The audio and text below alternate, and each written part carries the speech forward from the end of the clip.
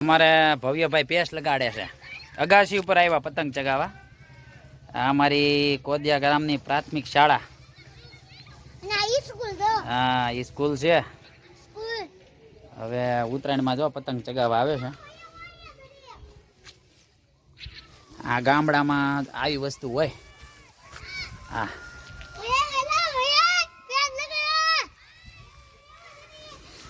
હવે અમારા ભાઈ જો ઉત્તરાયણની મજા લે છે.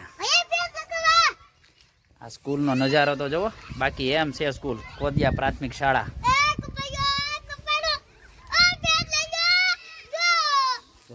અમારા ભાઈ પેસ લાગ્યા એમ કહે છે.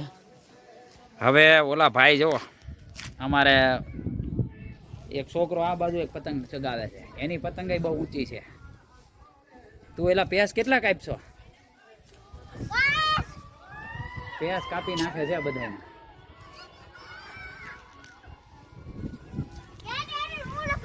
હવે ઉત્તરાયણ પૂરો થવાનો ટાઈમ છે. દી આથમી ગયો છે.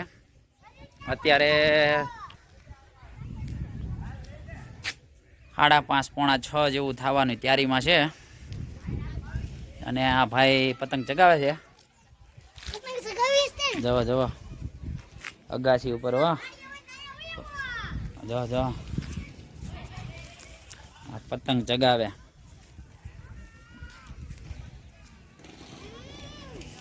બાજુમાં જ અમારું ઘર છે. એની બાજુમાં એટલે બાજુમાં કહેવાનું એમ કે સ્કૂલની બાજુમાં અમારું ઘર છે.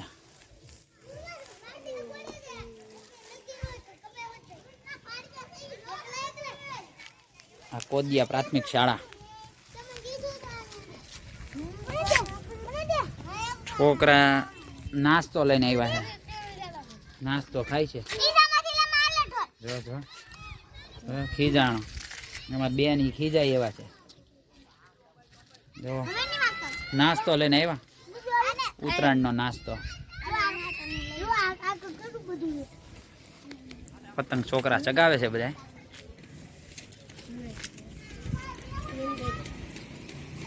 હાલો ઉત્તરાયણની મોજ કર.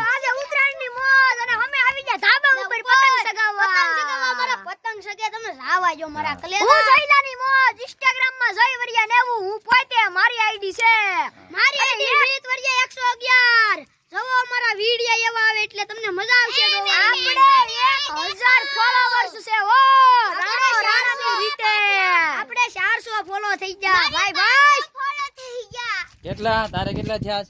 મારે 500 થઈ ગયા. હા 2000 થઈ ગયા. 2000. હા ઉત્તરાયણની મોજ લે છે. ઉત્તરાયણની મોજ. મારો ભવ્ય ભાઈ કેજો. હાલો ભવ્ય.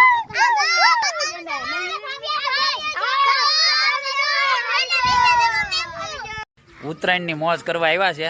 અમારા ઉર્વશના મિત્ર છે. આ મોજ મોજ મોજ. હાલો પતંગ ચગાવવા. હાલો પતંગ ચગાવવા તો.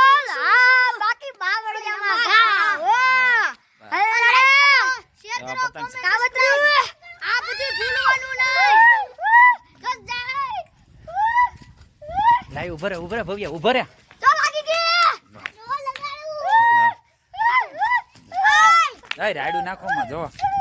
આપણે પતંગ ચગાવવા આવ્યા છે ઉત્તરાયણની મોજ કરવા. ઉભરે ભવ્ય એમ ન કરાય. એમ ન કરાય પતરું વાગી જાય. લાઈક કરો. શેર કરો. કોમેન્ટ કરો. સબસ્ક્રાઇબ કરવાનું ભૂલતા જ નહીં. મારી